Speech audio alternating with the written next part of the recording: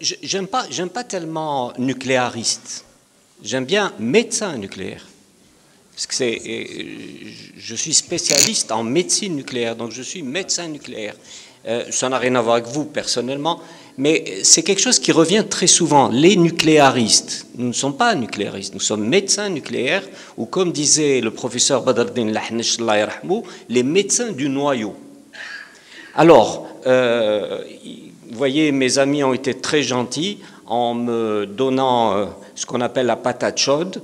Ils veulent qu'en 10 minutes, je puisse vous parler d'un sujet très très vaste. Donc moi, ce que j'ai fait, j'ai inversé le titre. Je dis « Que propose le médecin nucléaire à l'oncologue dans le cancer du sein ?» Alors, il faut savoir que les différentes techniques d'imagerie que vous connaissez très bien peuvent se répartir en fonction du type d'exploration anatomique, physiologique, métabolique ou de fonction. Il s'avère que nous sommes arrivés à une époque actuellement, parce que j'ai connu toutes les autres époques, vous avez vu ce qu'a fait Mohamed en me faisant rappeler que ça fait 40 ans que je m'occupe de médecine nucléaire.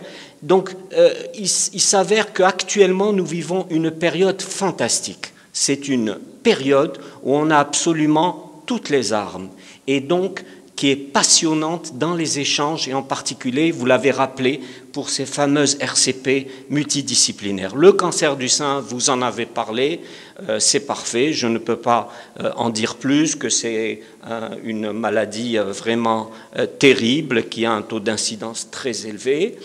Alors, comment j'ai abordé la chose? J'ai essayé de parler de ce qui se faisait, ce qui se fait et ce qui se fera.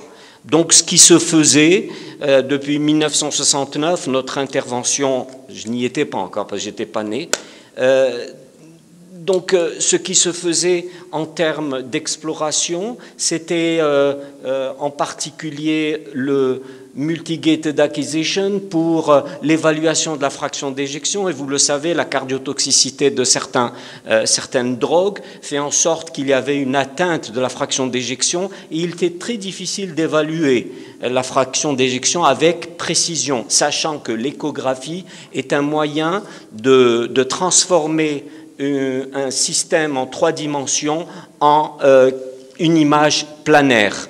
Et donc on perdait énormément dans l'estimation de la fraction d'éjection, tandis que la médecine nucléaire proposait, grâce au principe de dilution volémique, une appréciation avec une très faible variabilité intra- et interobservateur.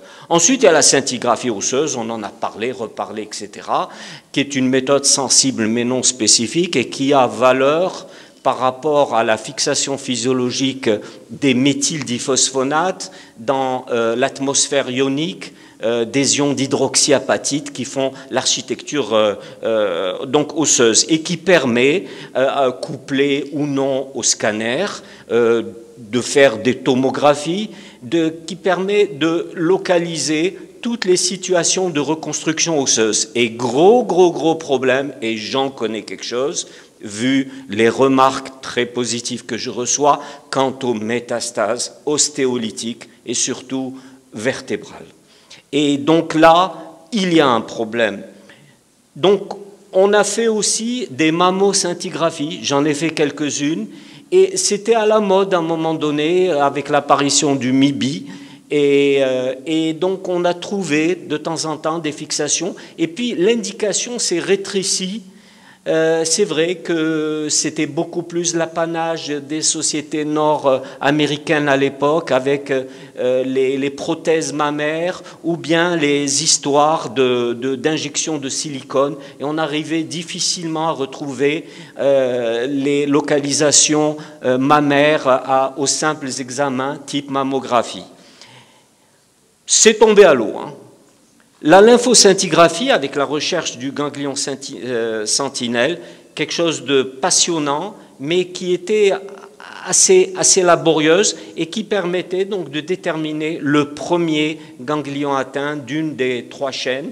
Et c'est quelque chose qui a mis en avant cette possibilité de biparticipation entre le scintigraphiste, le médecin nucléaire et le chirurgien, parce qu'on débordait sur des localisations radioguidées de certaines lésions après une lymphoscintigraphie.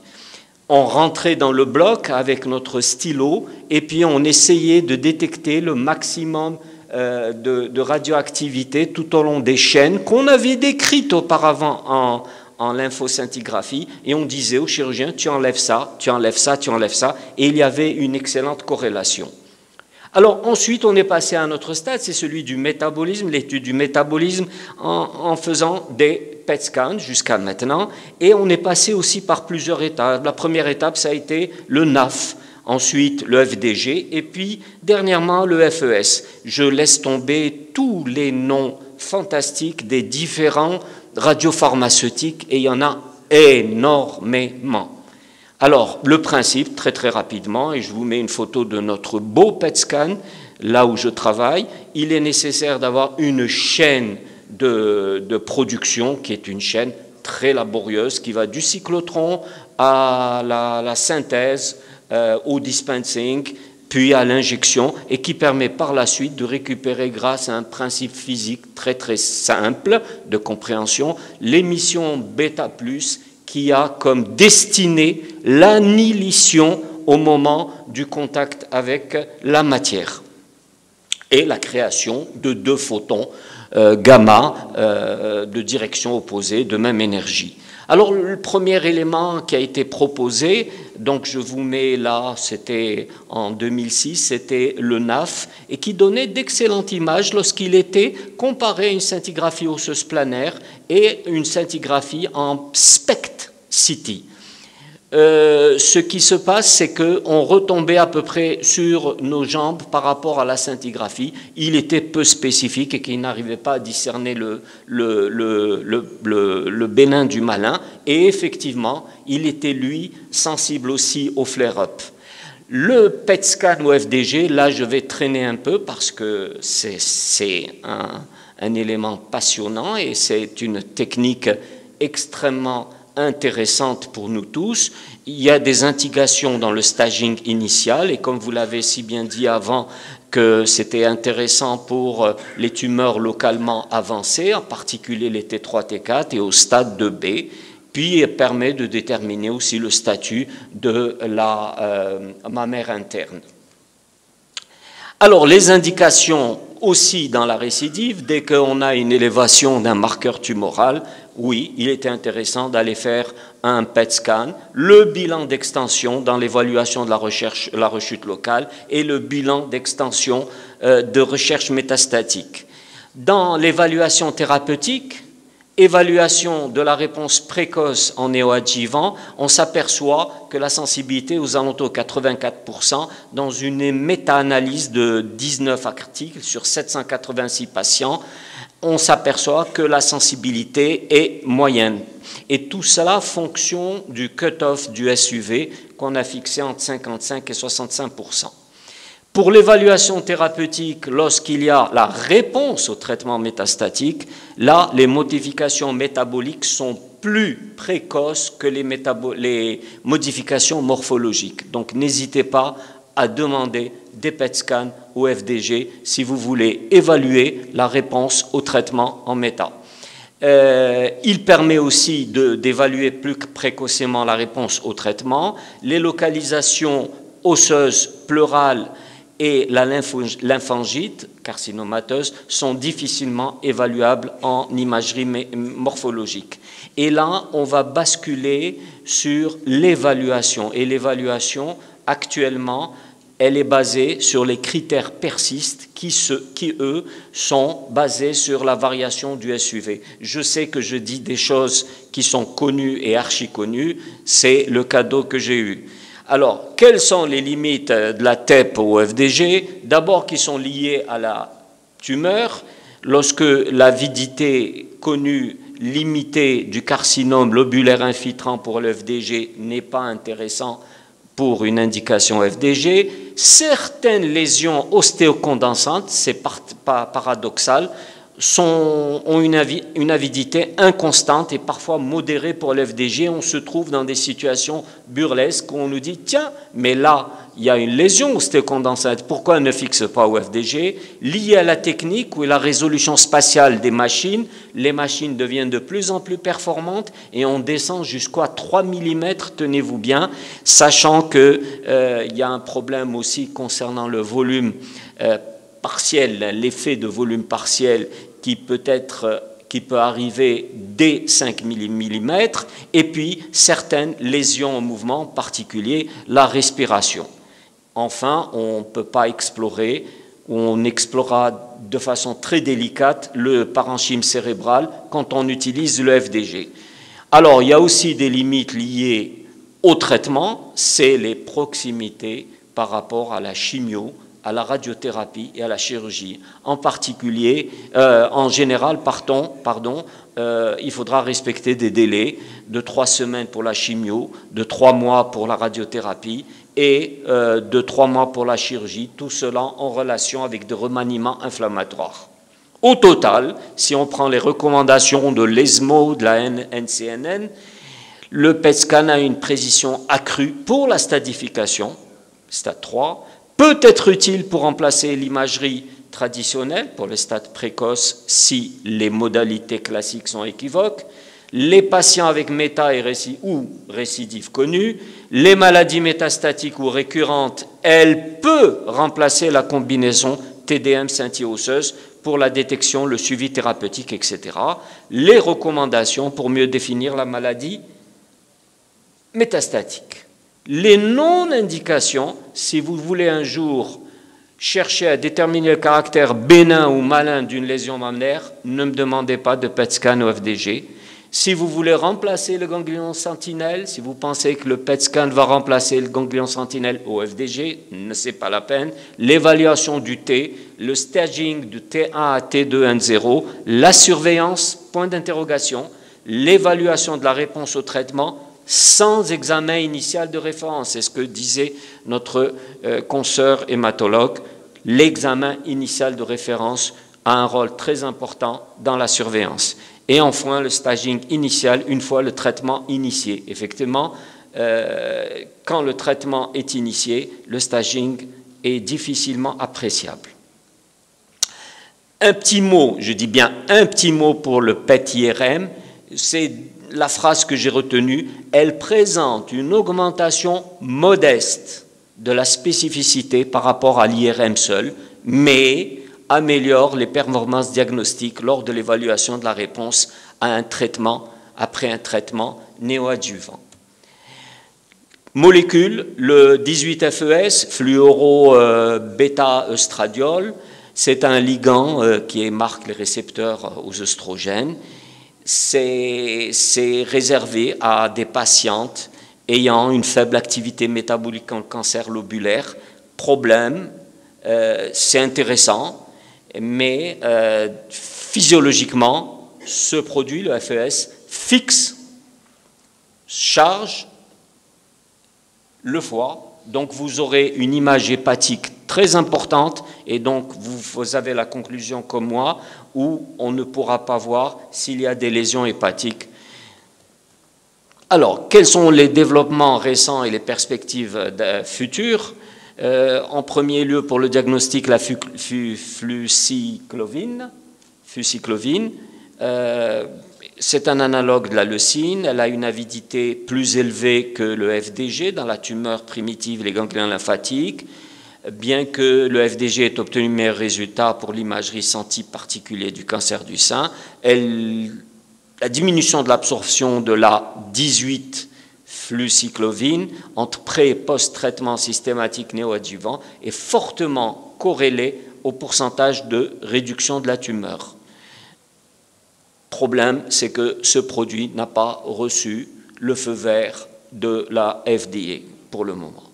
Alors, on passe à autre chose, et quelque chose qui, moi, me passionne et qui passionne les médecins nucléaires, c'est le FAPI, le fameux FAPI, qui est un facteur d'activation des fibroblastes qui est fortement exprimé dans plusieurs types de cancers. Et ce qu'il y a d'intéressant, c'est que lorsqu'il est couplé au gallium-68, il permet dans le cancer du sein de révéler une capture du traceur plus élevée par rapport au FDG que la tumeur primaire. Donc on va le mettre de côté parce qu'on va le voir ensuite en theranostic. Il y a aussi les HER, donc les Human Epidermal Growth Factor Receptors. Ce sont des agents ciblés sur HER2, par exemple 89 zirconium trastuzumab, le 89 zirconium pertuzumab et le gallium 68 trastuzumab qui lui sera sur les fragments FAB' de 2 anticorps radiomarqués. Et tout à l'heure, en faisant l'historique, on avait même travaillé, en particulier le docteur Mayassi Nabil de Annaba, avait travaillé à l'époque sur l'immunoscintigraphie. L'immunoscintigraphie, c'était l'utilisation d'anticorps monoclonaux auxquels on rajoutait un atome radioactif, à l'époque c'était l'iode 131, et qu'on injectait pour retrouver certaines localisations de cancer colorectal à partir d'anticorps dirigés vers le CA19-9. Et on utilisait à l'époque ces fragments FAB'2 qui sont les fragments les plus actifs. Donc il s'est avéré que c'était quelque chose d'intéressant, c'est encore à l'étude. Hein. Ensuite, on arrive à la theranostic, on en a beaucoup parlé depuis tout à l'heure, et donc j'ai trouvé un article qui faisait un résumé des 12 dernières années et j'ai mis en bleu à côté les différents types de possibilités de theranostic et surtout ces différents types, il faut savoir qu'ils sont encore à l'étude. Tout ça, c'est toutes les études en cours qui ne sont pas décisives. Et je suis persuadé que c'est une histoire de constructeurs. Parce que vous savez, c'est des marchés. C'est vrai qu'on a parlé de tout ce qui était scientifique en theranostic, ce que ça apportait, quelle était son évolution. Mais vous savez, chaque département qui parle d'une molécule la combat et essaye de minimiser l'impact de la molécule du concurrent. Et quoi qu'il en soit, il s'avère qu'il y a actuellement énormément de possibilités et chacun garde jalousement ses résultats. Mais quoi qu'il en soit, c'est un pan de la thérapie qui est en train de s'ouvrir, qui est passionnant, surtout quand on apprend que le lutetium 171 peut être administré dans une chambre plombée et qu'on peut libérer notre patient 3 heures à 4 heures après. Je finis bientôt. On a parlé tout à l'heure, et c'est notre ami Talbi qui a parlé de radiomics, de deep learning, et donc basé sur l'acquisition de plusieurs études, les big data, et puis essayer de construire des images et proposer des algorithmes que font nos appareils pour permettre d'avoir une standardisation dans l'évaluation d'une image et proposer avec un pourcentage et une statistique très élevée un résultat qui s'est avéré la plupart du temps extrêmement précis, cela grâce à 2 facteurs, la puissance des nouveaux calculateurs et les espaces de stockage qui sont très importants. Lorsqu'on dit big data, nous sommes dans les milliards de données. Et je finis par cette image pour qu'on se marre un peu. C'était l'image qu'on avait du médecin nucléaire qui, l'IRM faisait des images qui étaient très très belles, très lisses, très nettes, le CT aussi, l'utilisateur aussi, l'ultrason de moins en moins, et le médecin nucléaire, c'était ce genre d'image qu'il proposait parce qu'on ne s'occupait pas beaucoup de la résolution spatiale, mais on s'occupait surtout de la physiologie. Merci infiniment.